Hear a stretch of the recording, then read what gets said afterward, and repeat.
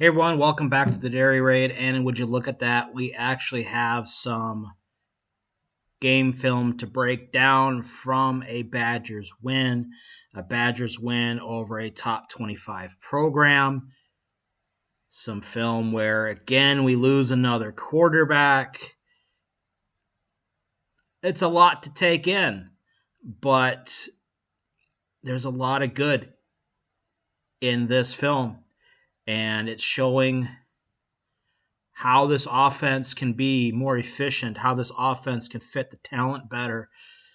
And more importantly, it shows the grit and determination of these players. They've heard the noise. They've heard the same thing of people thinking that, they're not playing hard for their coach. They're not playing hard for their school. They're not playing hard for their teammates. That was not this game. Even though they only put 13 points on the board, you saw something in this game. And it goes to where the direction of the program is going. So, without further ado, let's get into it. Let's start where we always start, first play of the game. And it is 1st and 10. I will, real quick, as you see, I'm not going to edit out. The kind of scoreboard kind of jumps back and forth, but it is what it is. Hopefully I don't screw up the down and distance too often. If I do, I apologize. All right. So here we go. We're going to start in a 4-by-0, shifting to a 2-by-2, shifting back to a 3-by-1, and then we're going to jet motion to what? Run the wide zone. Okay, we're bringing the proper eye candy back, and we're going to build off. At least that was what the game plan would have been. Okay, getting to Tuca. What I love about him, he's got the quickness, he's got the speed, and he's got the one-cut ability that really suits this offense well. This really suits what this program is trying to do. And it's no shock that, he's taking the opportunity he's given, he's running with it. So let's talk about the blocking scheme here.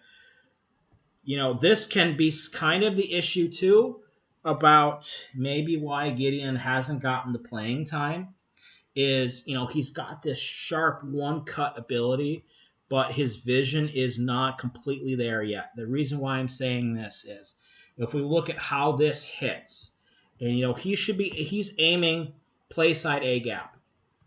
And I think he gets into his cut a little bit early. I mean, he's really not even completely through the mesh yet. And why I say that, if he takes this a little bit deeper and we look at the gap, there's a gap right here. I mean, it's set up perfectly. And we're even getting to the second level guy. Now, maybe he's looking at Mandel's block and he thinks it's going to give him more space in the cutback. But what it kind of does is for these two blocks we got here from our tight end and from our guard Coverly, is now when Gideon cuts back, he cuts back into the open arms of the backside defenders. Now, he's got the thump and the drive to take that contact on the line of scrimmage and drive it forward for 3 yards. But, maybe if he hits in here a little bit more, maybe he gets the same result without as much having to rely on the thump, if you catch my drift with that. So, a nice place to start, but I think you can still see throughout this game and throughout the entire time that he's been, and the little things are probably why he wasn't the starter to begin with. All right, we're going to continue right on with the next play in this series, 2nd and 6, and this is why you need Danny O'Neal as a starting quarterback, or a quarterback like him, is with Hunter Simmons, this is a loss. Why? Because number 5 is going directly into getting a Tuca. He makes the tackle and realizes that the ball is not even there. The outside linebacker, the inside linebacker, what do I want to call this guy? He's going directly with the split flow. So the only absolute 2 options that Hunter Simmons would have, 95% of the time it's going here, 5% of the time it's going here. Both options are covered. You've got the third option, or the second option. And Danny O'Neal And running quarterbacks in modern offenses bring balance to offensive football. A lot of people think that the quarterbacks bring balance to the offense by throwing the football. And while that is part of it, and that can be their niche, their corner of the balance, however you want to call it, what a quarterback's job is and what the rest of the offense's job is to take focus away from your primary source of yards in the offense. So, in this case, and it has been for most of the season, it has been the tailback. And it certainly has been in the time period when Hunter Simmons was in. This was the only source of anything positive really in the offense. So, what did we do to bring balance to it? With Hunter Simmons, we tried to throw. It didn't work. And as has been said ad nauseum on this channel, and it will continue to be said ad nauseum on this channel, we could get away with Hunter Simmons level quarterback play when this was Melvin Gordon, when this was Jonathan Taylor. We can't get away with it right now with it being Gideon Atuka. Gideon Atuka is a solid running back. Gideon Atuka could end up being in the Daria Gumbawale to Corey Clement kind of level of achievement. Easily. He could go higher for sure, but he is not a generational running back right now. So you cannot hang the entire offense on him. Hell, we couldn't do it back in the day with Jonathan Taylor because when teams were able to shut him down, it shut the entire offense down. So having a quarterback like Danny O'Neil who can make this read, and now this edge and this outside linebacker and everyone else has to take into account the quarterback. That is balance. If you could add a passing game to it, that brings more. It takes eyes away from the backfield, but it is just the more efficient, smart way to run football. And it's what we need to do if we want this offense to move forward and continue to grow, is having a offense that complements each other, whether it be through the run or through the pass. All right, and you know what? I think we're just going to continue with this entire first drive with Danny O'Neil. Obviously, when things change, when he comes out, that's going to change, the makeup of the offense. But let's get into the passing, because everyone, when I'm talking about with him in the run game, the same people are screaming that he's not offering anything in the passing game. To which I counter in this situation here. So we're going to start. Let's go all the way to the beginning. 4x0 to 2x2. And then we're going to show the same action as we started the game. And then we're going to get the return motion off of it. Okay? So what this is looking to do is we're going to go flat. We're going to go to the corner. And then we're going to bring the deep crosser here. And then send Tretch kind of on a backside post. Okay? With a naked play like this, he has a finite amount of time to get this off, because there is going to be an unblocked defender. That's how naked plays work. Okay? He wants to snap his head around, and he wants to get to the tight end. Right now, he's covered. He hasn't even got his head around. Danny wants to throw the ball here, but we don't have our head around. Now our head's around. And now when we snap our head around, now the tight end closes, or the defender over the tight end closes distance. Safety's on the top. Okay? There is no option here.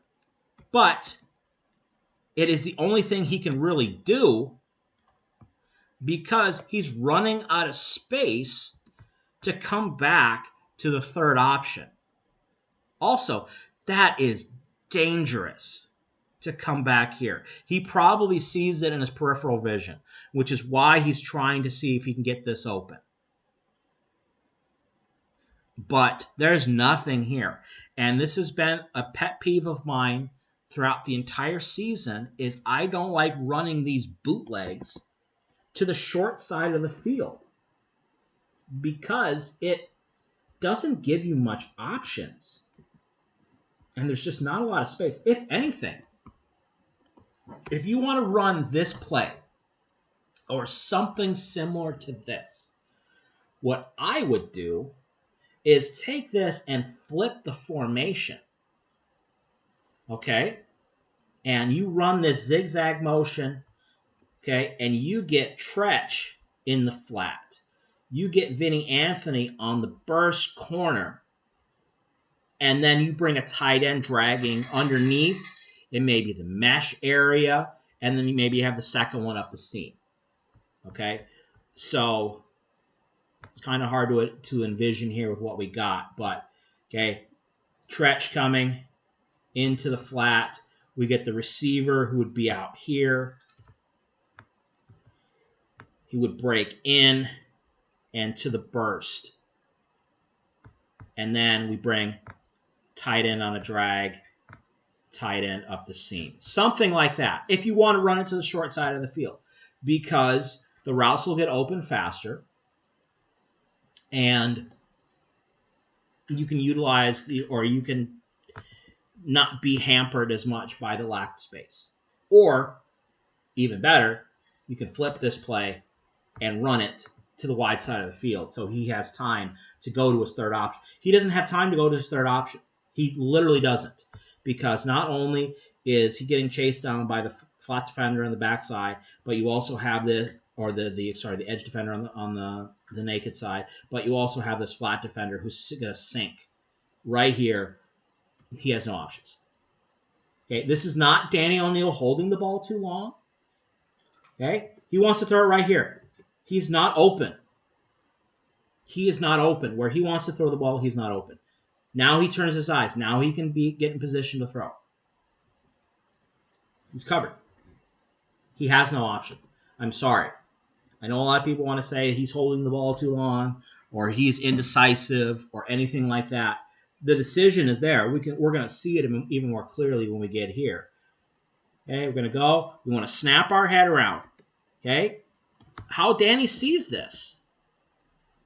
You can see the spot he wants to throw to. He's covered. He's more covered. This is not an option. How people think the peripheral vision of quarterbacks is,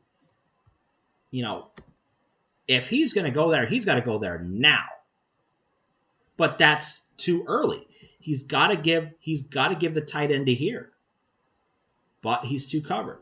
What he could do to get a little bit better covered or uncovered is he's got to, instead of be drifting out here, he's got to get a little more vertical.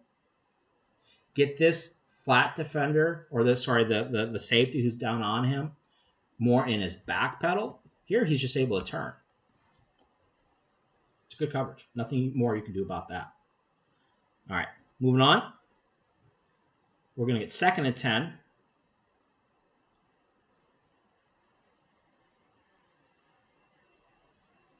Going to shift to 3-by-1. Motion. Okay, so I've heard some talk about this one, and this does set up what was done later more with Carter Smith. Okay, why we ran so many of these tosses. Initially, I kind of thought of this as a different way to run speed option. It's almost it's like speed option, but you're also having the elements of the inverted veer. But we're setting up this toss to then set up the keep coming off the power action going inside. Okay, and this is a pretty good job by stick the outside foot in the ground, cut, get vertical. That's an instinct a lot of running backs, especially young ones, don't have. They feel, I'm going outside, I just got to get around the corner. Maybe he's picking up this block and he's thinking, I want to just race him to the 50. But a good running back with vision, he's keeping his shoulders square. As he's getting the ball, you see his shoulders are square to the line of scrimmage. Now he's going to set up number 5 here. Boom, foot in the ground, cut inside. Good burst. And again, you run with good pad level, and that turns into a nice game. All right, so we're looking here. We can see the blocking scheme. They're running power. So we're going to get down blocks. We're going to get a pull. Man, Joe Brunner looks like a wounded muskox when he pulls. He is so slow now. I don't know. Maybe he's got a nagging injury, but he just pulls so slow, and he moves so slow. But Gideon makes it work. We get a nice game out of it. So that again, that's going to set up power later with the QB, and it's going to set up options down the road because there's a lot you can build off of that. All right. So 2nd and 6, we are going to be in pistol I. We'll exit motion. Okay, and we've got little kind of RPO-ish kind of action. This is probably more of an access throw situation where you're going to send Gideon out as a bubble option. I think once we see any of these guys exit, we know we're just going to run inside. We still got the option here to keep. And Danny does a good job. You see, 48 has to respect him. Normally, 48's screaming straight down the line of scrimmage, tackling the running back in the backfield. But in this case, he doesn't. Yeah, good to see Jackson Aker get some reps. With the way the running back room is now, he's basically running back 2. And hits it pretty good. You know, he is a tailback being asked to play fullback. Being asked to play tailback again. I think he hits this pretty good. Just getting the nose down. Feels it. Sees the gap open up. And then gets north-south. Doesn't have to be pretty. Okay, that's a pretty good job there by Joe Brunner getting to the second level. Like to see his feet keep running. But we'll take it. We will take it. All right, so we are going to get 2nd and 6. Going to go to 3x2 empty.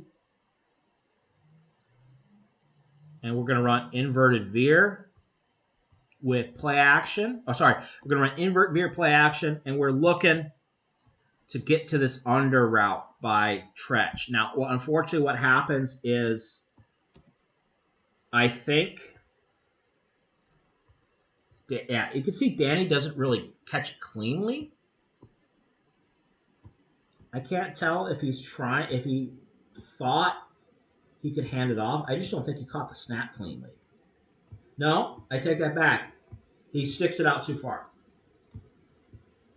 So what I mean by that is, as he's getting the snap, maybe the timing's a little off, but he should be bringing his hands closer to his body and just rolling his shoulders. You don't have to stick the ball into the gut of the running back. And that just kills the timing on everything. You know, Chris Brooks gets jammed up real hard, doesn't get off his guy. And I think that's where he wants to go quickly because Tretch isn't through his route. Tretch is supposed to be getting inside here if he wants to go to Tretch. So by the time we get to that point, it's too late. Nothing really Danny could do there other than obviously catching the snap more cleanly.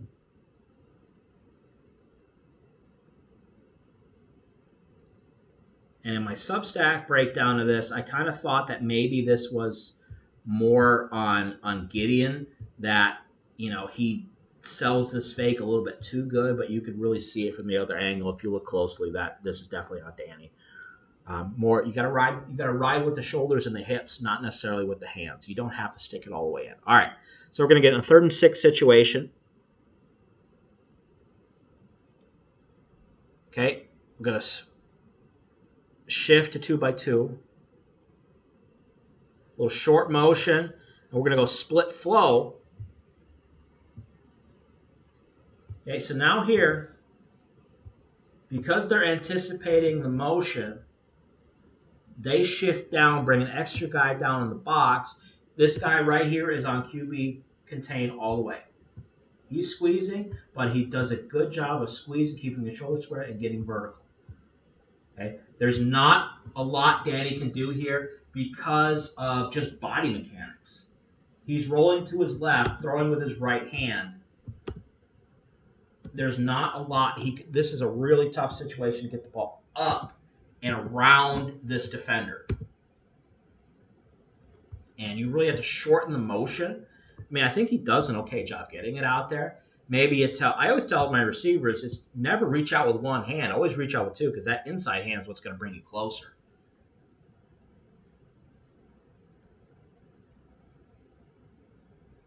So okay, let's take a look at it. Okay, reducing down. Again, good defensive work here. You know, do you tell Danny to bow back deeper? Not really, because it kind of takes away the purpose of how the keep should be. And, his initial key gets a step in. Maybe it's a wrong read. And maybe he's supposed to go straight here. Whatever it is, 23 does a really good job. And Danny maybe does not account for the quickness of 23 to get outside. Got a better positioning on that, for sure. All right, and we do get a penalty on it, and that leads to a field goal attempt. All right, we're going to move on later into the game. I don't want to dwell too much on this first drive. I think we saw a pretty good synopsis of what Danny O'Neil brought back to the offense. Now we're going to move forward and look at the other quarterbacks who took part in this game. All right, here we are, literally a play later. Or 2 plays later. This is after Danny O'Neil gets hurt. Carter Smith enters the game. So, real quick before we go into this, let's talk about Carter Smith and how the offense is working with him in. I was talking with some people who have knowledge of the program, and basically, from what I understood, the idea was that they were going to run a package with Carter Smith. That maybe he wasn't necessarily the backup quarterback, but he was going to get in the game in kind of a wildcatish, Tim Tebow, Trevor Knight kind of running QB package. So that's what they work on during the week. That's what he did to get ready for this game. So as this game goes forward, and you kind of see how few plays they run with him, that is kind of by design because that's what he worked on. You don't want to go into your game plan and go way too far outside of what you're prepared with because that can do way more damage than good. Coaches do not coach on the fly. They don't make stuff up on the sideline. They're not coming out there with the whiteboard and, oh, hey, I got this idea, let's do this. As much as people think that happens, they have to call plays within the context of their offense. Sure, you can deviate here and there, but you're really deviating on things by tagging a route or adjusting a formation. So let's have that in mind when we go in here with Carter Smith. So, going to come in. You knew. Doesn't matter what happens, he's definitely keeping the ball on this.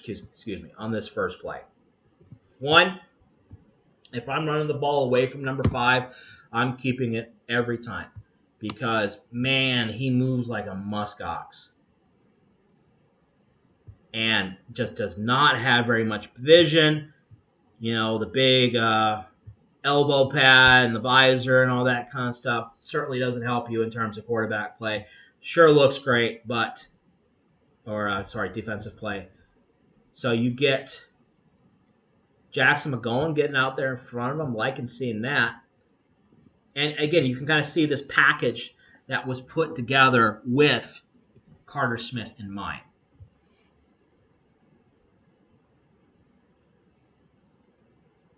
And it's a simple read. Wide zone.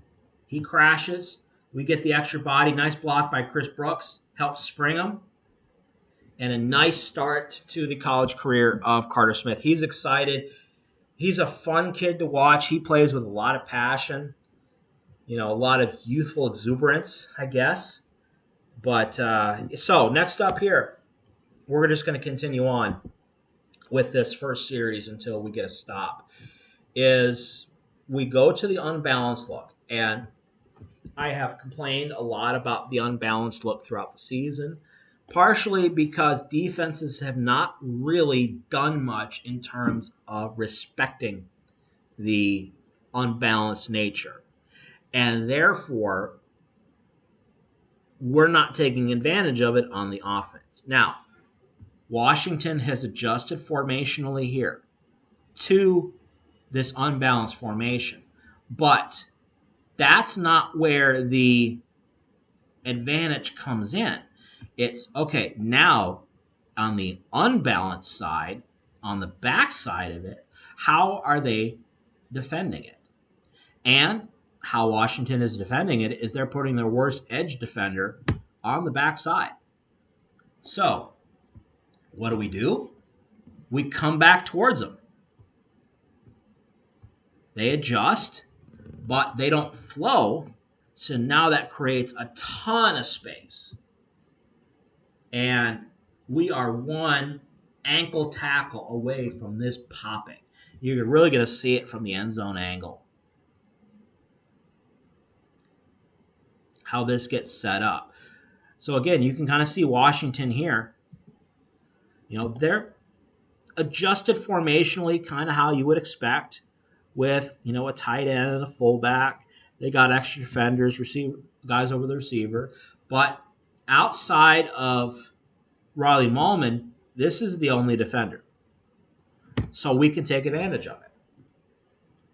We're going to get the pull, and this is basically the good old-fashioned Washington Redskins right here. Guard, tight end, fullback, and we get going here through pretty good. I'd like to see maybe Colin Carberly be a little bit more aggressive and this is a nice block. He ends up sealing him. But to me, just keep running and knock his block off because it kind of slows up Lance Mason coming through. Maybe Mason gets there and he sees 12. He knows he should have gotten 12, but he ain't going to be seeing that from that angle.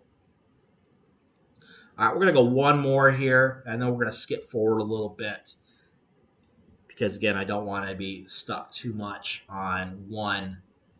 We're basically still in the first half. All right, so here's an example of the inverted veer, like we talked about.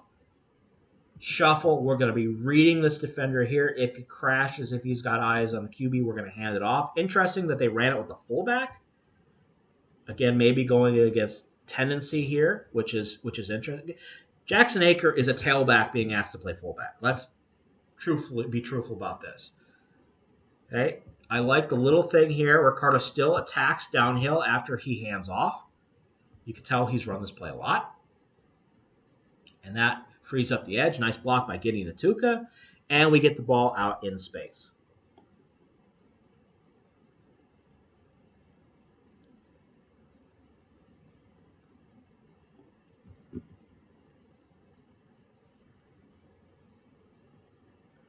There we go.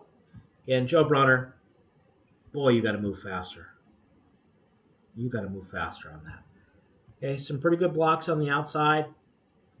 Gives us enough space to get out there. And we get a nice little gain. And this is the type of play that was built into the program for Carter Smith. And it's right in the wheelhouse of the talent that he has. And it's a building block because there's a lot that you can build off of this inverted veer that can really create a whole offense around it. And that perfectly fits the talent that Carter Smith has. All right, and as I'm looking at my counter here, we spent 29 minutes on the first quarter. And normally I don't do that. This is probably going to be a longer breakdown than normal, so it's probably going to get copyright claimed, but it is what it is. But I wanted to show you some of those plays in sequence because it's important to see the sequence and kind of build an understanding of what each of these quarterbacks is bringing to the offense. We're going to move forward a little bit. We're moving forward to the beginning of the second quarter.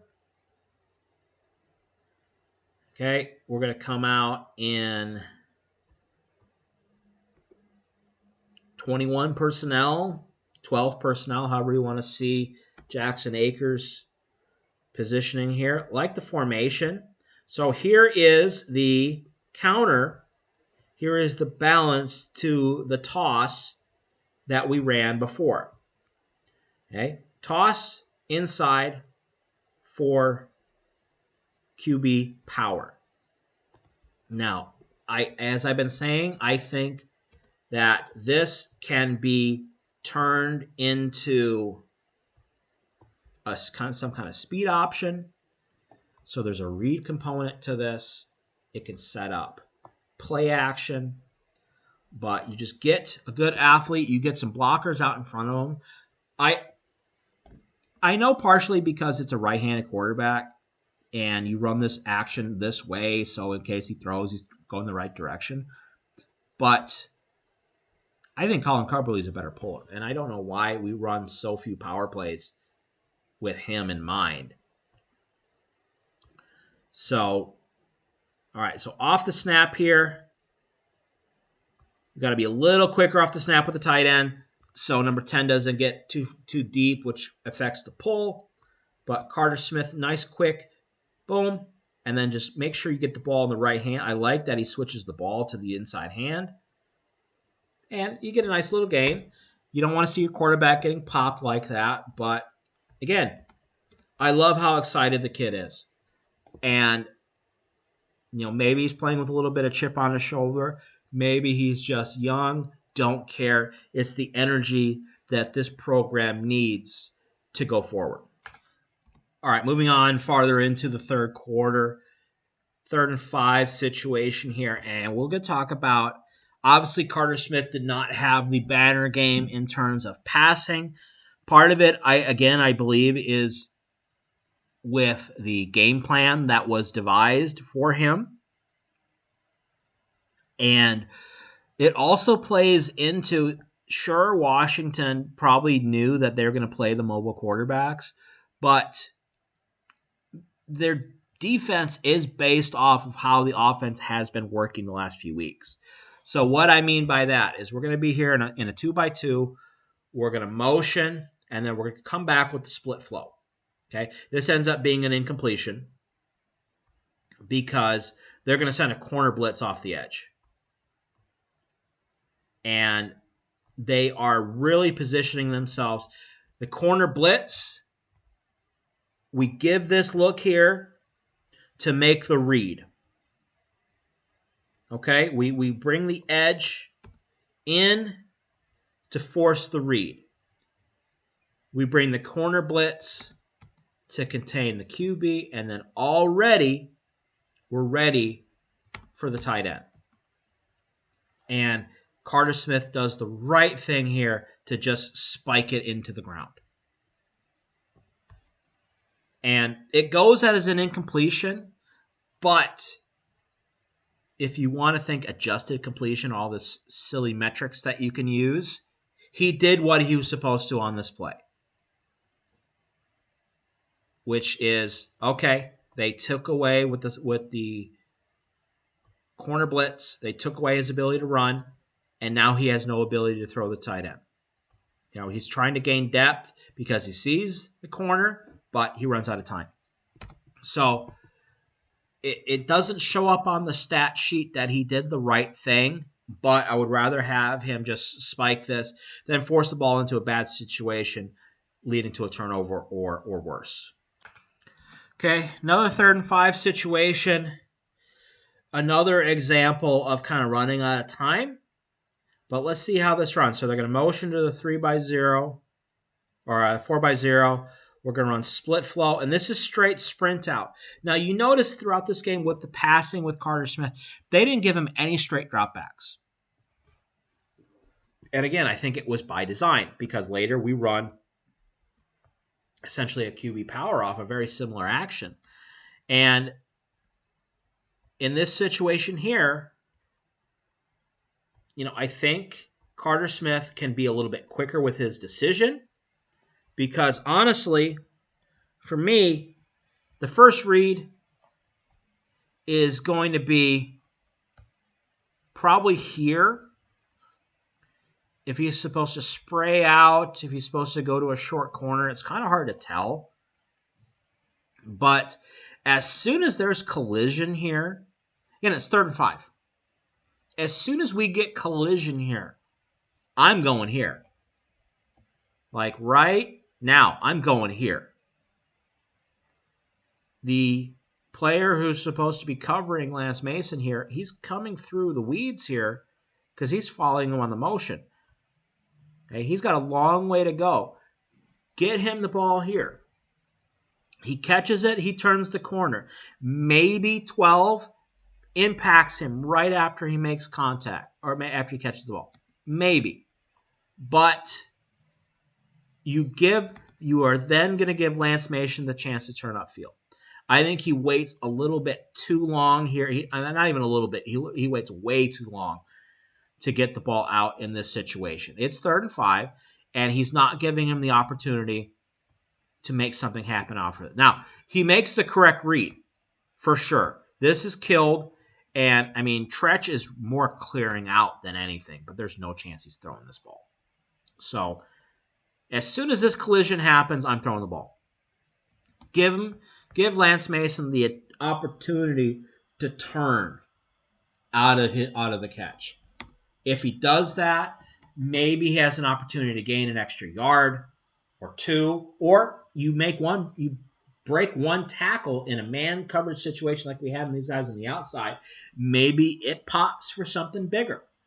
But when you wait too long, you really limit the options that you're being given, and the outcome is what it is. The probability that something else is going to come off of this by waiting is very low. Protection is fine. Blocking is fine. We don't get off the jam very well here. And, maybe Vinny thinks he's supposed to be getting the ball, but I certainly wouldn't be throwing to him there. He's just got to accelerate decision making.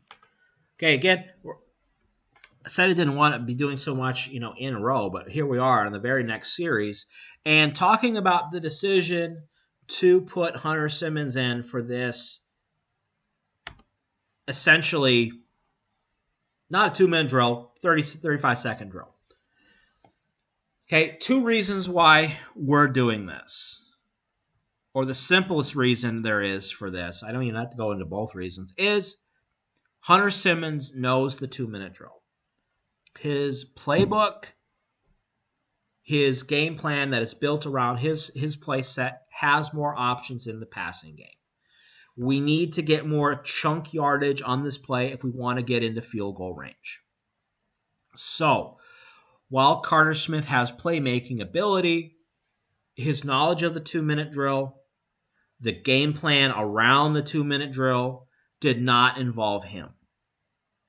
So, it makes sense to put Hunter Simmons back in this situation when the balance isn't necessarily going to be there anyways, but the ability to do more is going to be there. So we're going to shift. We're going to bring Tretch into the backfield. Interesting look here. And then they're just going to flare him. Okay, and we're just going to read kind of a bender, not really a slant, to Tretch here. Now, does Hunter Simmons need to throw this 7,000 miles an hour? Probably not. He's probably a little hyped up.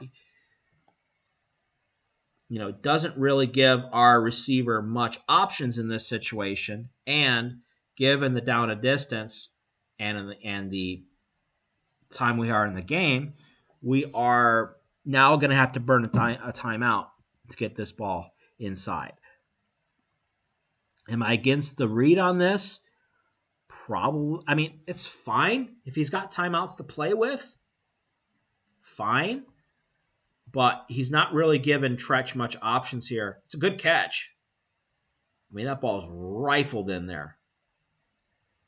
But, a better thrown ball is going to probably get us in a better situation. It gives us 2nd and 6.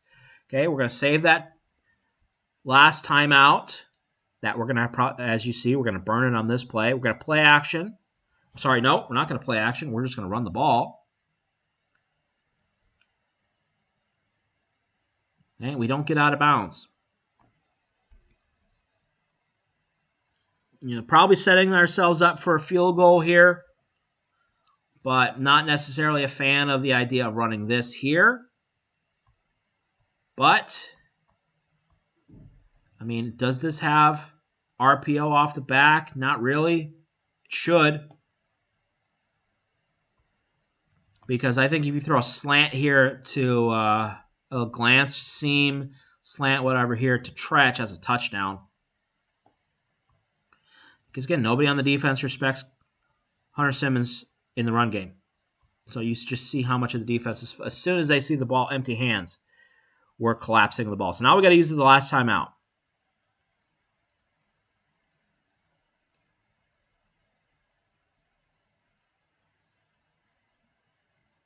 So again, we'll just see it. Blocking wise,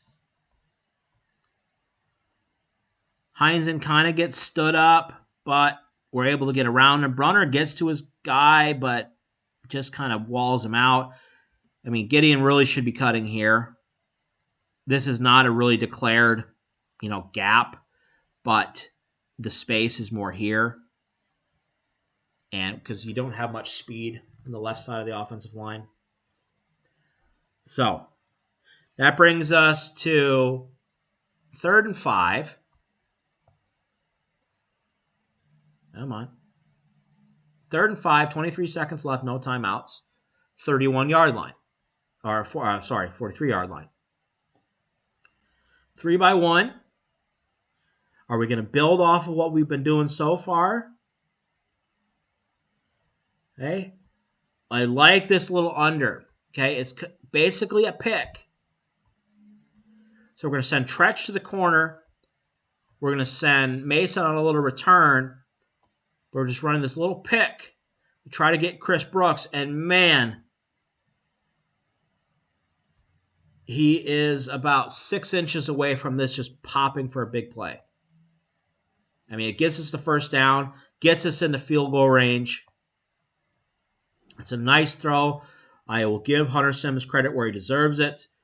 Okay, nice foot in the ground, flip the hips, put the ball in the right spot. It's a great throw. And necessary to get this first down. I mean, they're showing the double mug look. Somebody's probably dropping out. So that's going to tighten the window. We do drop. Fit it in there before 17 can get across. Boom. Yeah. Chris Brooks is just a little bit of a lean, a different direction from having that really go. All right, 18 seconds left. Okay, still have a chance to play the ball maybe middle of the field. Okay, so multifold problems here. Somebody screwed up the snap count. For sure. Now, whether this was a designed kind of catch, Washington not paying attention, and glorified spike, if they do, just chuck it out of bounds, which ends up happening.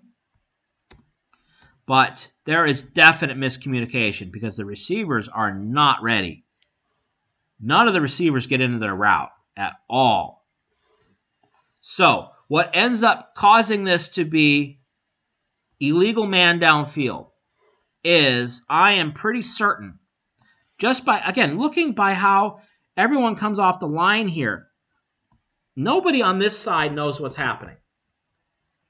So what I think is the design of the actual play that's being run is there's supposed to be some kind of quick screen out here. There's supposed to be a screen over here. Getting Natuka does not get the assignment to run screen. Now, Hunter Simmons should know that there's no way he doesn't see Cubberly there. That he can't throw this beyond the line of scrimmage. Throw it at Gideon Natuka's feet. But this is just screwed up all ways to Sunday. And burning that timeout earlier on the drive certainly doesn't help. So now we get a legal man downfield. We are still on the fringes of field goal range, but this is not a lot of people not being on the same page. I think a lot of people did not get the memo of what was supposed to be run on that play. So, but we still have a play left. Let's try to get something out of it. Okay, route combination, top of the screen. Switch release to the seam, to the crosser. I mean, if Hunter Simmons is confident in his arm strength, Lance Mason's right there. I think this says a lot that he's not.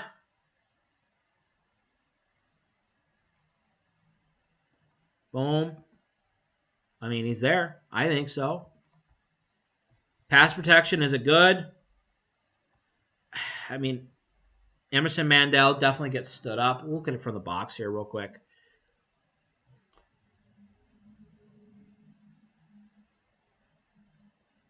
Mandel did at times have problems with speed in this game. I mean, he's fine. Maybe this is more he's already given up on the outside. So he's creating space to throw the crosser to Vinny.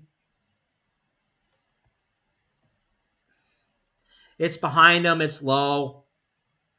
Should Vinny have caught it? Probably. Would it have mattered much? Not really. And then we get the, as you can see right here at the end, that's really dumb, Gideon. You can't get away with that in the Big Ten, especially with the referee right there. So that kills it. We're going to take one last shot. We're out of field goal range. Let's just get to halftime. And that's what we end up getting. So a half that I think started out pretty strong, ended up kind of falling away, and definitely did not work the way that it was intended. All right, moving on to the second half. We're going to go a little bit quicker here. I want to try to get the scores in, try to get some of the plays in with the bad weather, seeing how the offense operates, but I don't want to make this too long. So moving on to the second half. All right, so we're on the first drive of the second half. Another passing opportunity for Carter Smith and another learning opportunity, I think, for him. 2nd and 5. Going to flip. Okay, so we're going to show play action off of the power toss, QB power action to come back here to run flat. Now, looking at the route progression, probably he's supposed to be looking for something out here. Okay, the deep out. But this kind of sail kind of concept. But the positioning here, nothing is good. The number 3 option should be here. And that's where we should be going. Why? You're going to throw the ball 4 yards. He's going to fall forward for an extra 4 yards. Like, does the throw to Vinny give a chance for bigger yards? Absolutely. But this defender right here, he doesn't have to defend anything. Like, if this ball is thrown here, he has to come downhill and get to Lance Mason. For him to defend Vinny Anthony, all he has to do is just stand there. And this is a hospital ball. So it's going to go down as a drop for Vinny Anthony. But this is young eyes getting too big and seeing too much or trying to see too much. Not there, outside, right there. It's open. You can see him looking at Lance Mason. Like, he can just pitch it to him. And maybe he sees 17. And maybe he thinks that's going to lead it to something negative. Maybe. But that is a tough throw. Now, If that defender's not sitting there, that's a hell of a throw. Like I have no problem with the throw. I don't like him throwing back across his body, but it's a good throw. Is it the right throw? No, it's not. The right throw would be to throw to Lance Mason in that situation. All right, next up, we got a 3rd and 9 situation, and I think this is one of the few opportunities that we have to see Carter Smith in a straight drop back situation. And again, a play where his youthful inexperience is maybe getting the best of him here. So we'll let it run real quick, and then we'll talk about the routes. Okay, so again, you're kind of getting that sail concept on the bottom of the screen. And you're going to get a dig and then a check down on the backside. So, depending on how they teach this progression, you have different options. To me, I see this play as a split field read, meaning we're not progressing through all 5 eligible receivers. We're going to progress through 3 receivers on either side. Okay, so we're going to progress probably peak out here, probably covered by formation, to the out or the corner, however you're actually supposed to run this, to the check over the ball. That's one option. The option 2 is going to be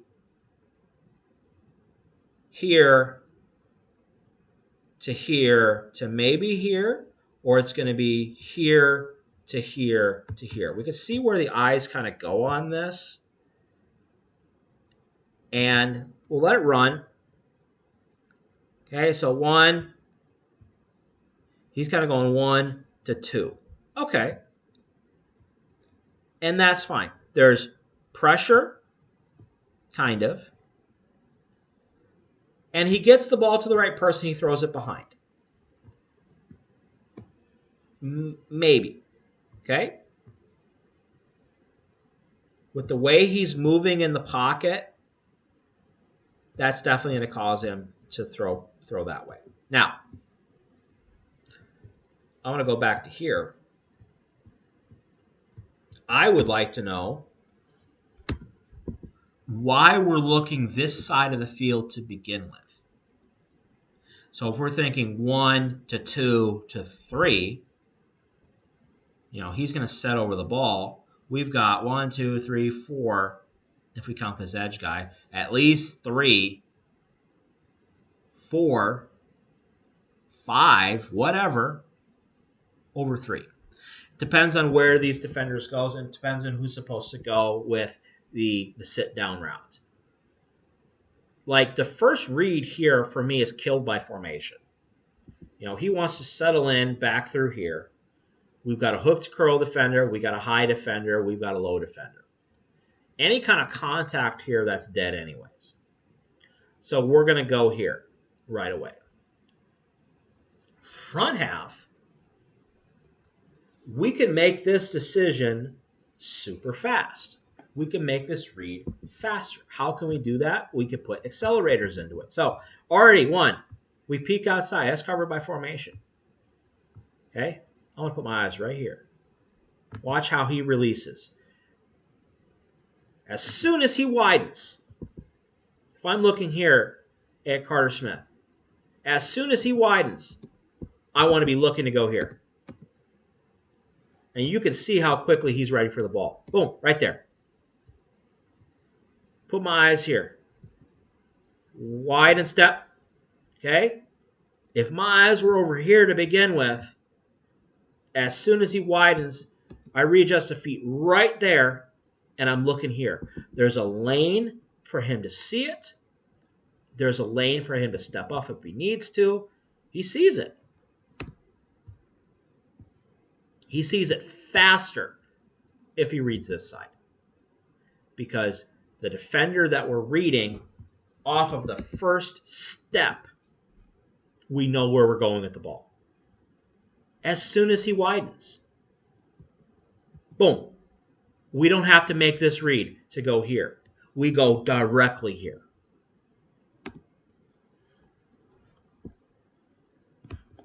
it makes it that much simpler. It makes it that much easier. And again, I am not in the QB room.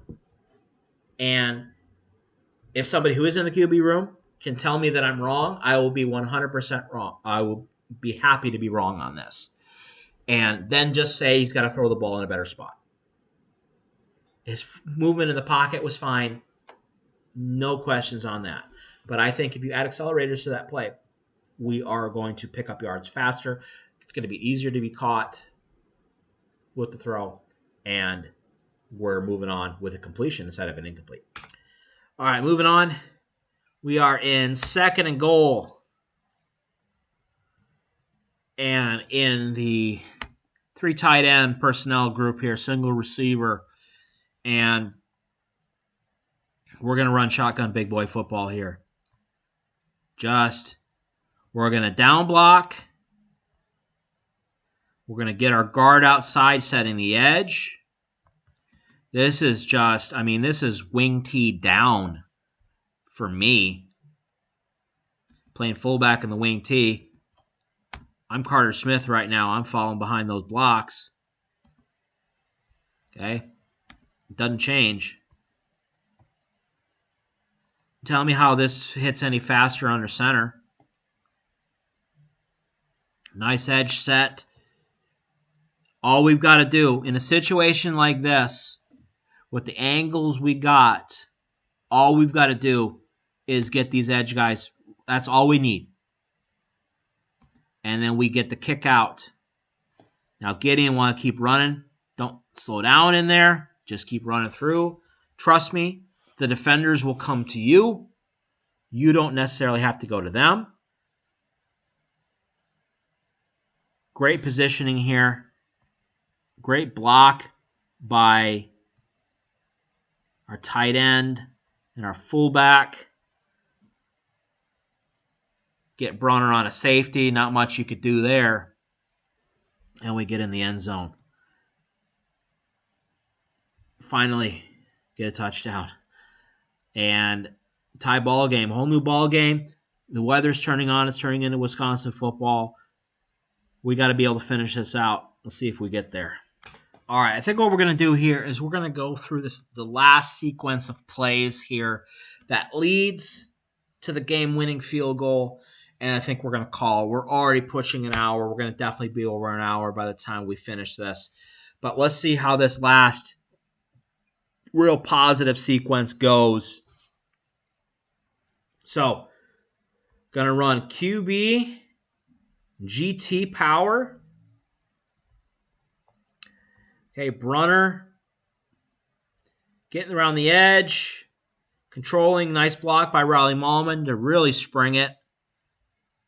And as you can see, these are the type of plays that were built into the program for Carter Smith. Now, this is eventually, I don't think it is right here, but this can be built into a read because you can see we're getting these edge blockers out in space. We're getting a Tuca out in space, and we're getting the jet sweep here. Okay? This will turn into a read. Maybe it's supposed to be a read here. I don't know because he's not really looking. But eventually, we run this here. We cause 5 to take off downfield. Maybe he's being taught to keep contained now. But that's going to set up something later. That's something we can build off. Nice run after first contact, after getting through the line of scrimmage. Boom, boom, get upfield. Kid runs with reckless abandon. And it's going to bite him in the ass eventually, but it's all part of the learning experience, and it's very necessary. He keeps making plays like this, nobody's going to care. All right, 3-by-1. Oh, sorry, no. 2-by-1. We're in 2 back. Gonna jet. Inverted veer. Okay, this is the handoff component of inverted veer. Again, I like how Carter Smith, you can tell he's run this play a lot. That's nice little step forward, that holds 10 just a millisecond longer. Now, Gideon needs to get upfield. And right now, what he's basically doing is he's getting in Tretch's way. Now, one could argue that him popping 27 here allows Tretch to get around the corner. But what he really should be doing here is, now that Jackson Aker is committed down here, he's got to be thinking, I want to get up the field, up the outside the hash mark. I want to be getting up here because the guy that I could be blocking is right here. I don't want to wait until I all get out here. I want to get here. Okay, get out here. Because this is a read point for Tretch. And right now, he's basically pushing Gideon out of the way because he has to slow down to avoid hitting his own blocker. And last thing we want to have for Tretch to do is slow down. So we get to the edge, get a few yards. I'm fine with that. But this could be a little cleaner if like I said, Gideon gets more up in here, get around the edge, that we can read the block by Mason and then cut it inside. All right, but that leads to a 2nd and 6.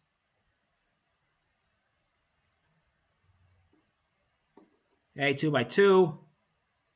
Again, motion. And we're going to go play action off of the Jets. And as I've been complaining about, when he turns around here, there are no options. Because Washington has 1, 2, 3, 4, 5, 6 defenders on this side of the field. There's 1, 2, 3, 4 receivers. Plus, there's the sideline. If you want to run this to the wide side of the field. It means running wide zone to the short side of the field. Who cares? Wide zone's supposed to go up the hash mark anyways. So you give more cutback space. There is really nowhere for Carter to cleanly go with the football because they have redundant defenders. And this flat defender can pass off the receiver because there's nowhere to go. Now, tries to fit it in.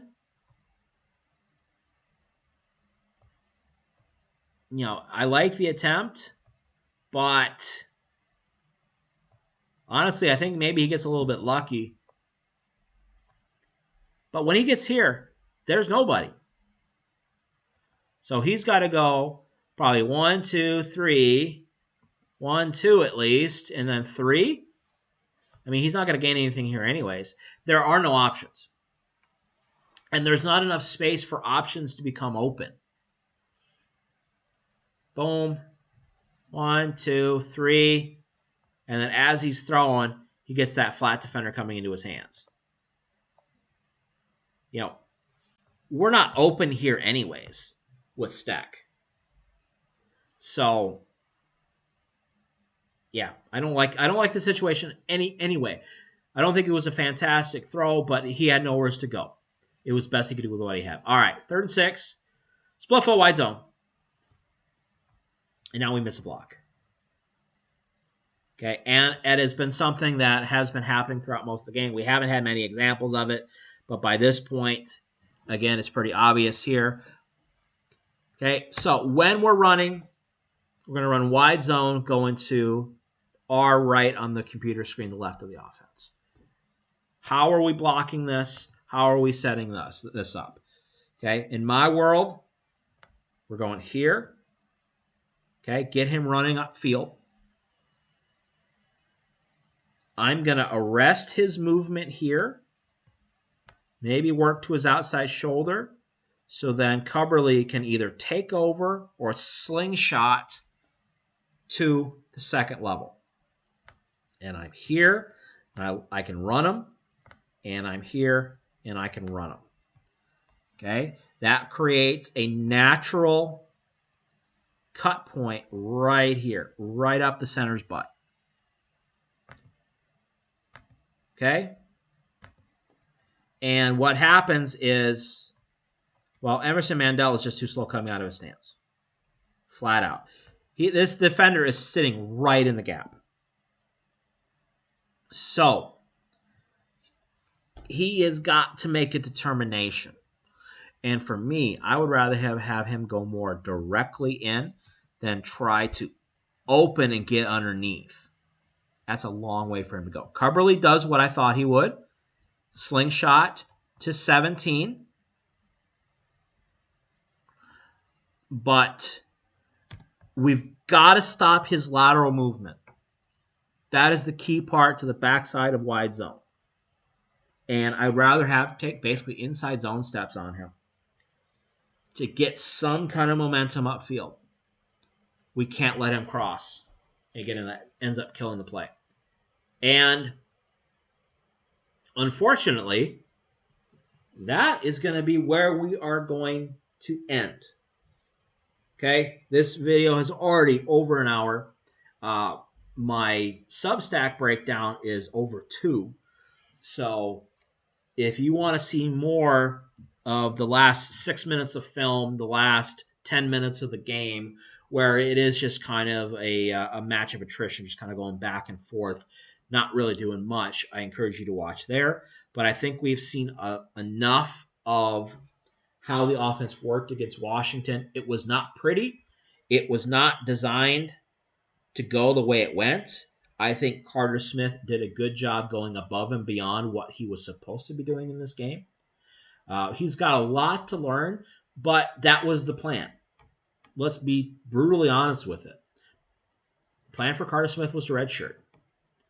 For him to be the 4th string, for him to be the scout team quarterback, and to learn how to be a college quarterback. And as has been this season, he's being called upon. I hope he gets the starting nod against Indiana, because why not? You have literally nothing to lose against Indiana. He played within the game plan that he was given.